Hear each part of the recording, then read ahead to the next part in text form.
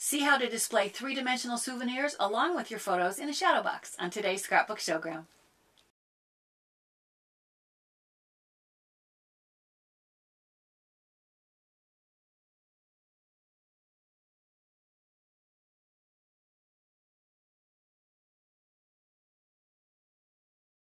Hi, I'm Sandi Genovese and welcome to the Scrapbook Showgram.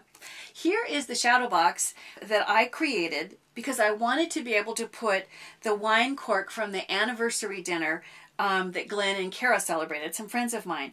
And in addition to being able to have souvenirs that are 3D, I also wanted to take the opportunity to use some of my scrapbook embellishments that are also three-dimensional.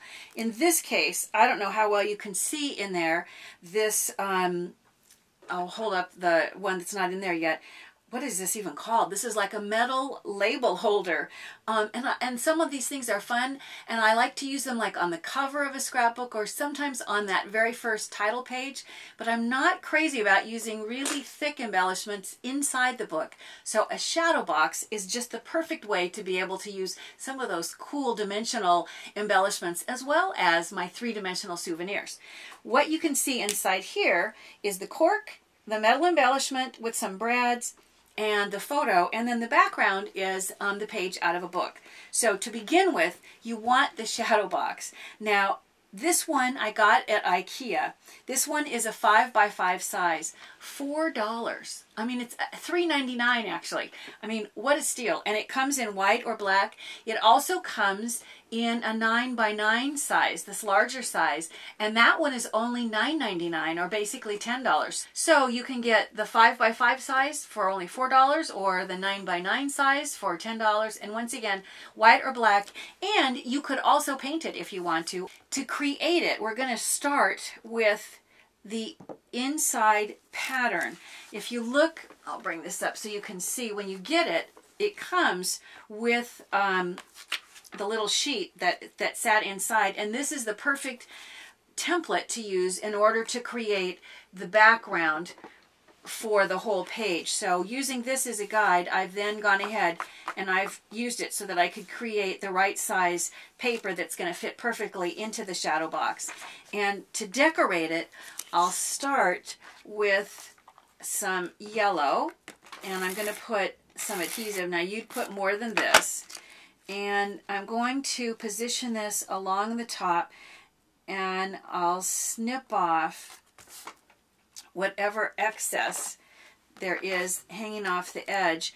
And I'll just take this minute to mention to you, most of my decoration is way at the top of the page because my shadow box is going to be sitting on a really high bookshelf, and so you're going to be looking up at it. So I have a lot of the decoration way at the top. You're going to want to think about where you're going to display it, and that might dictate how you're going to place your decoration. Now the next thing I'm going to do is I'm going to come down here with some black and white pin dot, and I'll put adhesive on that and position this directly under the yellow. I'm going to snip off the excess, but first I've gone ahead and I've created some checkered paper using an orange and a gold, and I'm going to put adhesive on that in order to be able to attach this right where those two seams come together. And now I'll go ahead and I'll trim both of them at the same time off of this edge, and then I'll turn it around and I'll trim this edge. So I've got the beginnings of this. Now the book page, I used to share my books with many of my friends. Most of my friends now have Kindles and iPhones and all the electronic books, and so once I've read them, I've run out of people to share them with, and so I'm using them in my different displays.